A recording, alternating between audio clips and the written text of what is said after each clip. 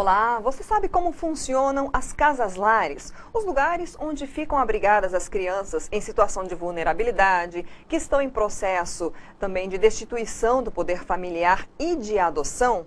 Sobre esse assunto, nós vamos conversar hoje com a promotora de justiça da 14ª Promotoria de Infância e Juventude, Valnice Silva dos Santos, falando também sobre o papel do Ministério Público e de todos os atores envolvidos nessa questão, né? Doutora, muito obrigada por ter aceito o nosso convite, né? E eu queria já que a senhora iniciasse falando qual é a estrutura aqui em Cuiabá que a senhora acompanha, né, como uma das promotoras da Infância e Juventude.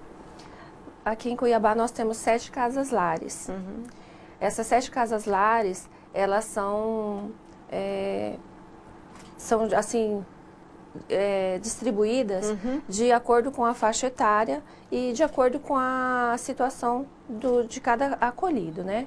Então nós temos assim, por exemplo, uma casa-lar que ela é destinada aos primeiros anos de vida, recém-nascido, até um aninho e pouco, 2 aninhos.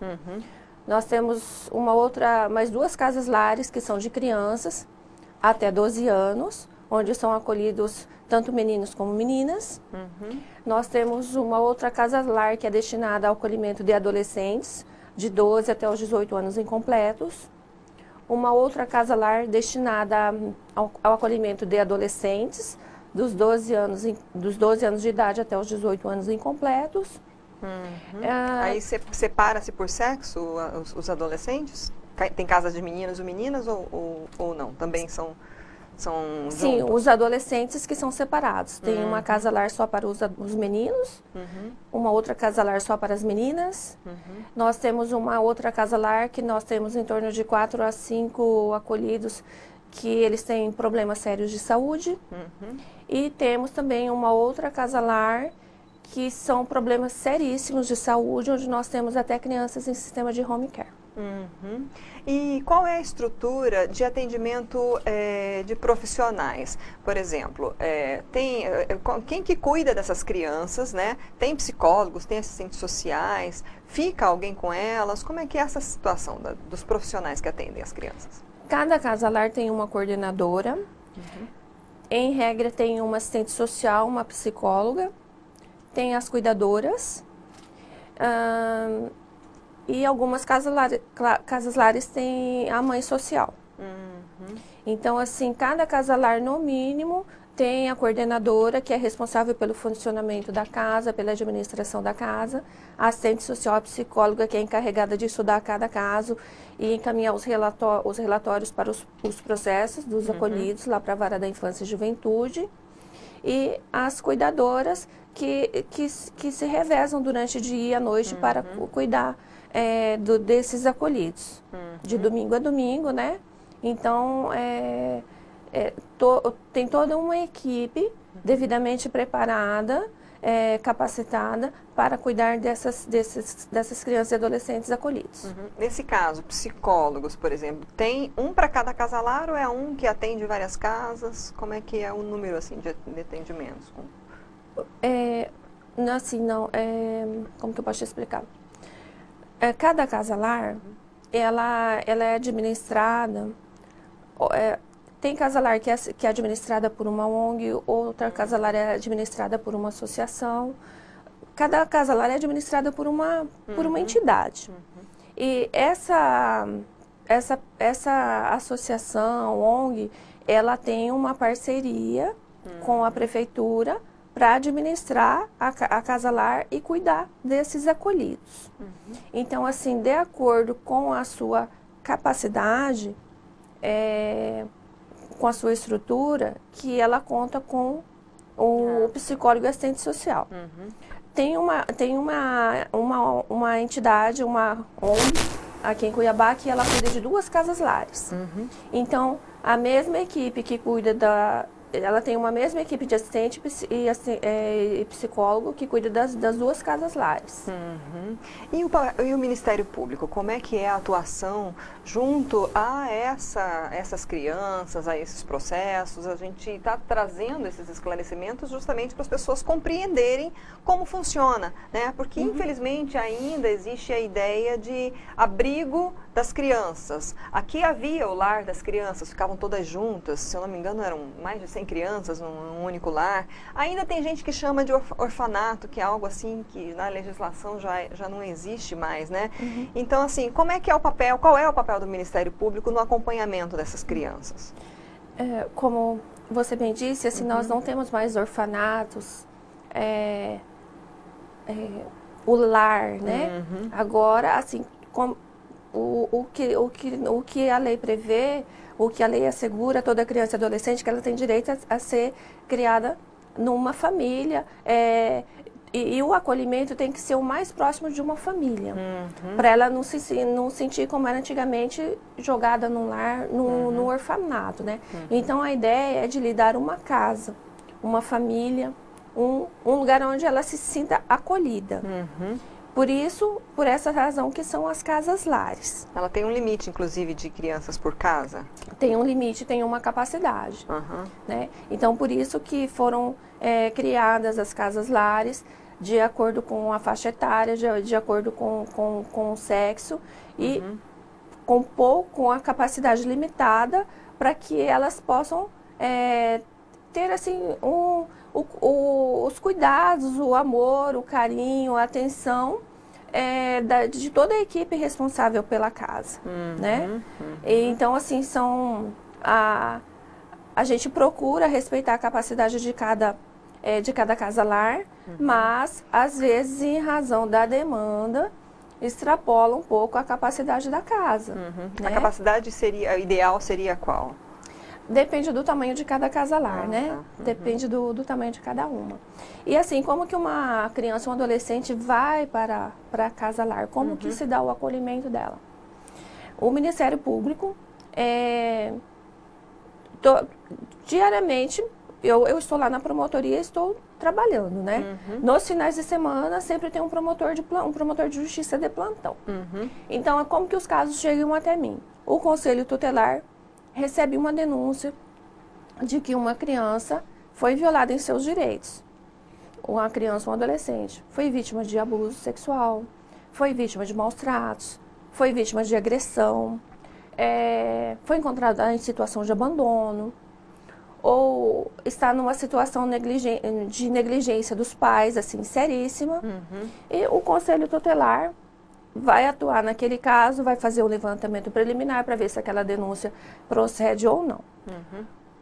Em sendo constatada a veracidade das informações da denúncia, sendo constatado que aquela criança, aquele adolescente está em situação de risco, que não há condições dele continuar naquela casa, ou junto daquela mãe, ou junto daquele pai, ou em situação de abandono, o Conselho Tutelar leva esse caso para o Ministério Público, leva o caso até mim, leva a criança, leva o adolescente, leva tudo documentado para mim. Recebendo essas informações, o que a promotora de justiça verifica inicialmente? Há condições dessa criança, desse adolescente continuar onde ele estava, com essa mãe, com esse pai? Se essa mãe e esse pai é o responsável direto, o agressor, se eu devolver essa criança para aquele pai, ele vai continuar em situação de risco? Eu não posso devolver para ele continuar sendo vítima de abuso, continuar sendo agredido. Infelizmente, muitos pais ainda acham que a maneira de corrigir os filhos é surrando, né? Então, assim, havendo a situação de risco dele voltar para os pais, eu verifico se naquele momento há uma pessoa mais próxima da criança e do adolescente para cuidar dele provisoriamente até a gente esclarecer o que aconteceu. Se tem uma tia, se tem uma avó, né? Se tem um parente mais próximo. Havendo esse parente mais próximo, eu entro com uma medida lá na Vara da Infância e Juventude, pedindo para a juíza suspender provisoriamente, liminarmente, o poder familiar desse pai e dessa mãe e conceder a guarda provisória dessa criança, desse adolescente, para o responsável mais próximo. Não havendo essa possibilidade, não tendo ninguém para receber essa criança, eu peço ou naquele momento eu não tenho condições de aferir quem tem condições de recebê-la, é uma situação de urgência, ou eu deixo ela continuar com o agressor, ou eu tiro ela daquela situação. Nessa situação, eu entro com pedido de acolhimento. Sim. O acolhimento é a medida protetiva de acolhimento dessa criança. Esse pedido vai para a vara da infância, a juíza analisa o pedido do Ministério Público e autorizando o acolhimento da criança, ela é encaminhada para uma dessas 7 casas-lares. Então, toda criança, todo adolescente que vai para uma casa-lar, que vai para um sistema de acolhimento, ele vai só através de ordem judicial.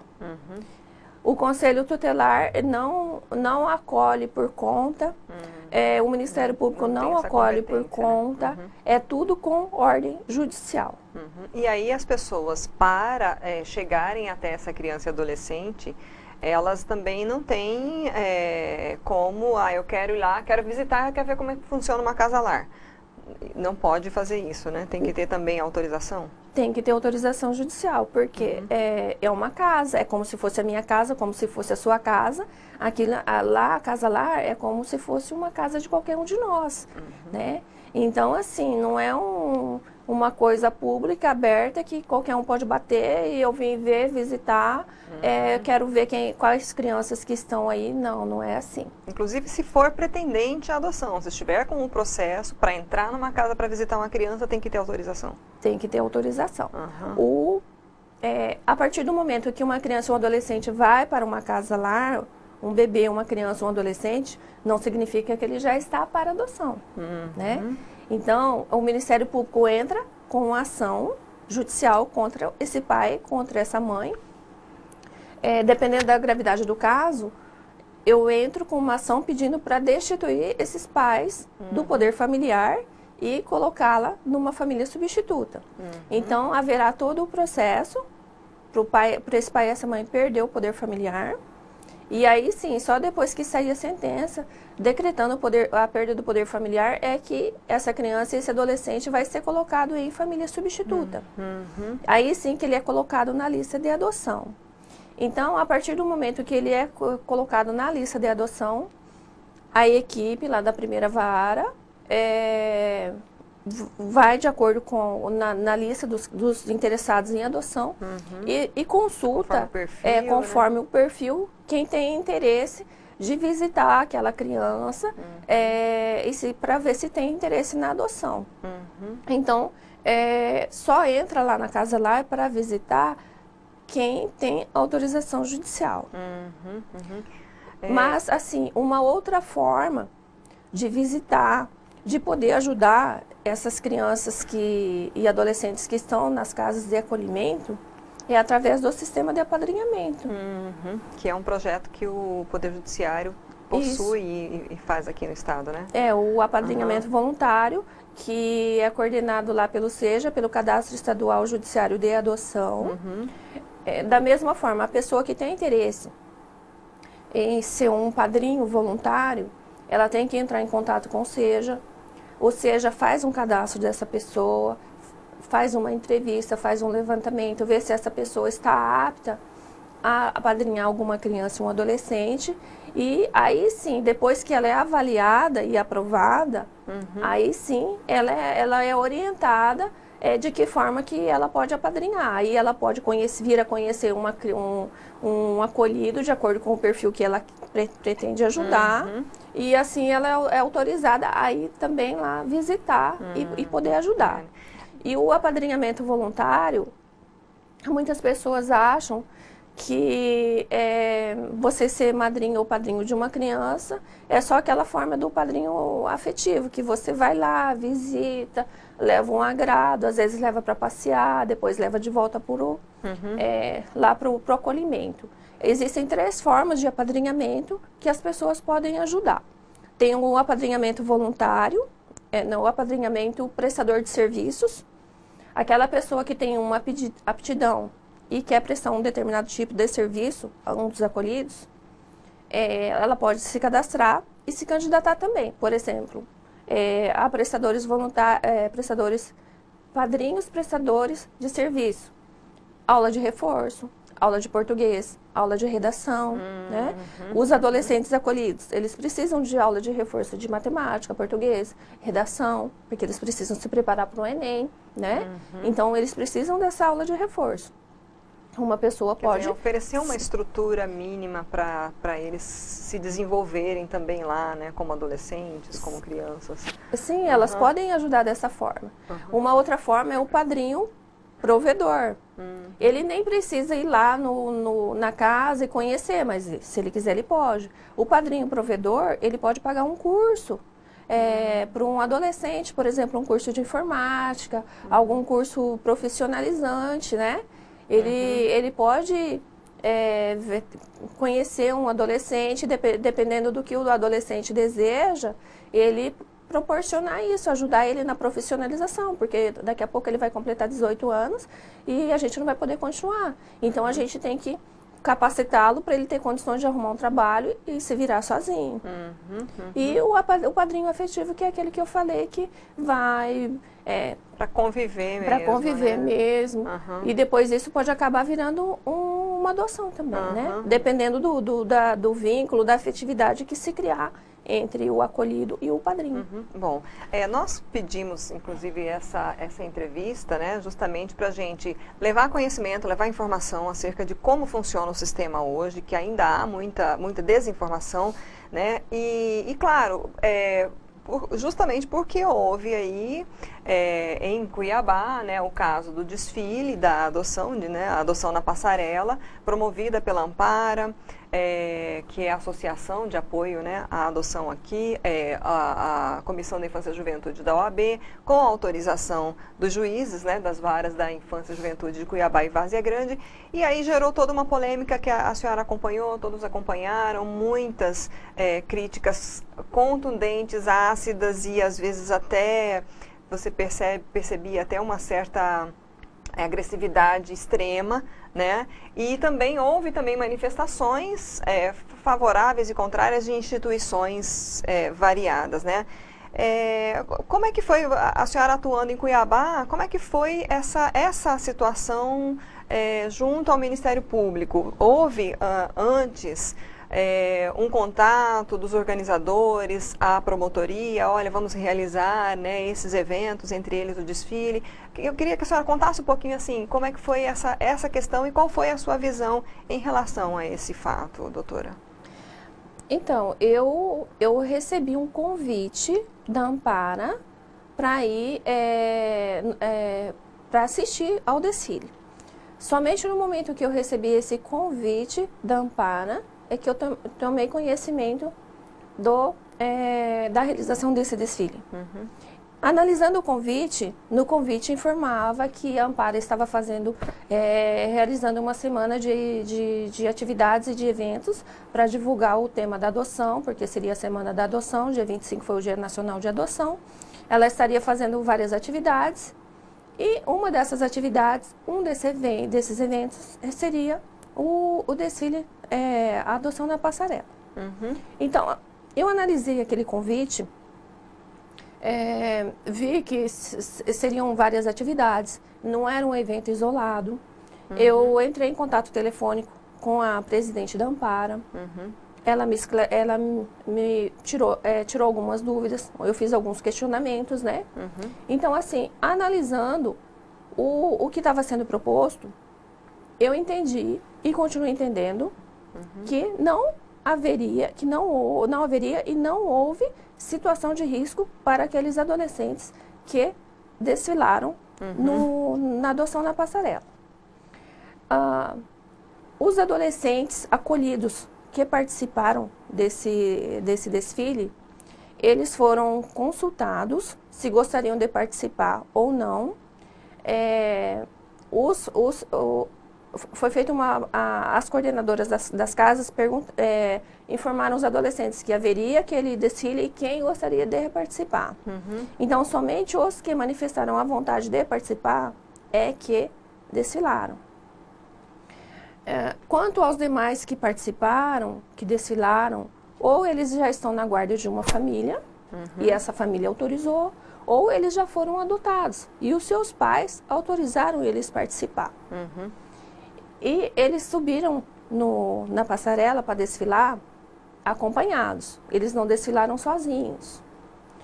E assim, eu acho que eu entendo que o que houve haveria situação de risco, haveria exposição se se eles subissem sozinhos na passarela, se fosse contada a história pessoal de cada um. Esse é fulano de tal, ele tem tantos anos, ele foi vítima de abandono, ele foi vítima de abuso, ele foi vítima de maus tratos. Se contasse a situação pessoal de cada um, aí sim haveria exposição, haveria situação de risco, haveria constrangimento. Tá? Mas não, pelo que eu acompanhei, não houve isso.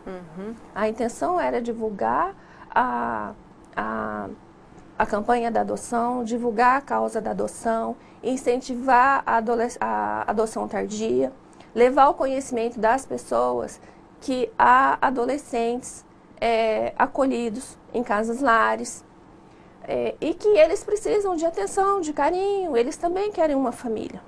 Então, que mal há nisso? Não foi levada a situação pessoal deles, o histórico de cada um, o que foi levado é que ele está ali. Eu entendo que é injusto com ele largar o acolhido lá dentro da casa lar trancado, só para ir para a escola e voltar para a casa lar. Ele tem o direito de participar da vida social, ele tem direito a ter uma vida social, uma vida comunitária. Ele tem alguém para levar ele no estádio para assistir um jogo de futebol? Ele tem alguém para isso? Ele tem alguém para levá-lo num shopping novo, para assistir um filme que todo mundo está curioso para assistir? Ele tem alguém para fazer isso? Se as pessoas não tomarem conhecimento que ele está lá no abrigo, como que ele vai ter uma oportunidade? Né? Lá no desfile, no evento, muitos falam, num desfile, numa saída, ele não vai encontrar um pai e uma mãe. Tudo bem, ele não pode. Mas no evento passado, que ninguém falou nada, 2 adolescentes encontraram. Foram adotados. E nesse evento pode ser que nenhum tenha encontrado um candidato para adotá-los. Mas quantos potenciais padrinhos voluntários estavam naquele evento? Né?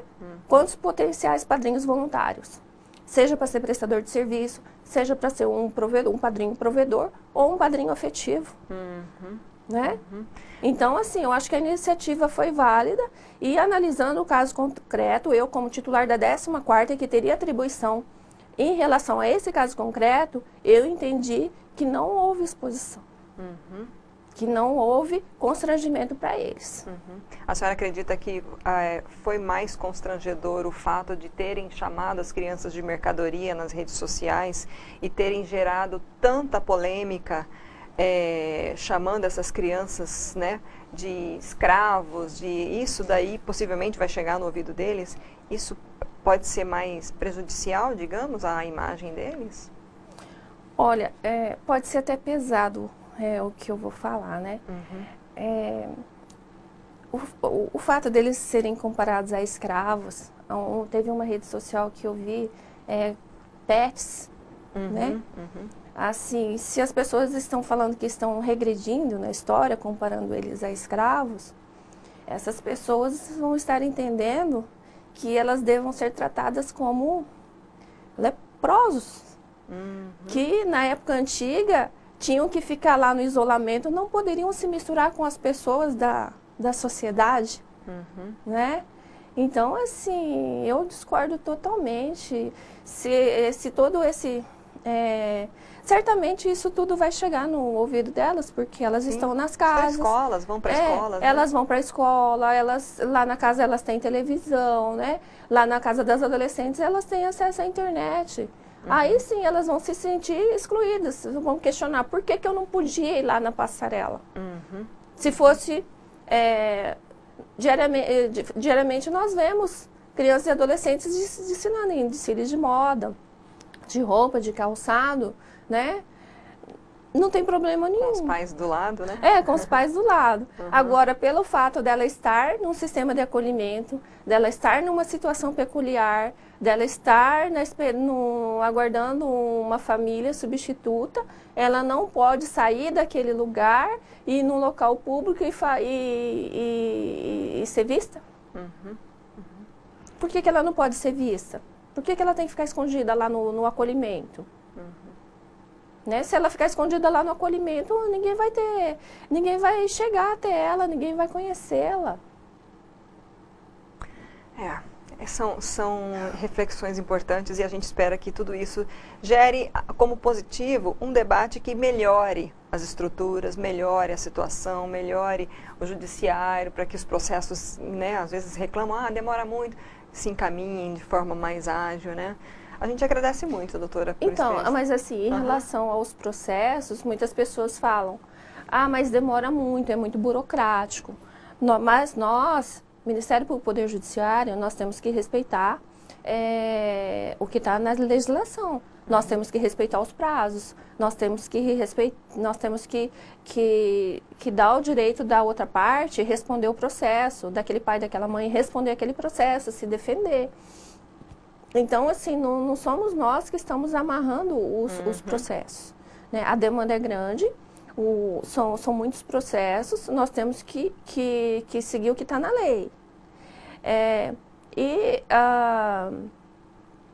A gente tem que seguir, e assim, enquanto esse processo se desenrola, nós fazemos a avaliação a reavaliação de cada caso a 90 dias. Aquele psicólogo, aquela assistente social que fica lá encarregada de acompanhar o caso, a cada 90 dias manda relatório para o juízo e nós reavaliamos a situação de cada um. Tá? Então, assim, elas não ficam lá largadas até sair o resultado do processo. Nós constantemente estamos olhando esses processos, vendo os relatórios, vendo se se houve possibilidade de desacolhê-la, de colocá-la provisoriamente sobre a guarda de alguma família, parente, né? E assim, a gente acompanha. E o Ministério Público faz as inspeções em cada uma dessas casas lares. Eu me desloco, eu vou lá, verifico a situação de cada criança, de cada adolescente, eu vejo a estrutura das casas lares, eu vejo se está faltando alguma coisa, se é o caso de intervenção do Ministério Público na estrutura das casas lares, tudo para ver o bem-estar dessas crianças, desses adolescentes acolhidos. Ok, muito obrigada pelas suas informações, seus esclarecimentos.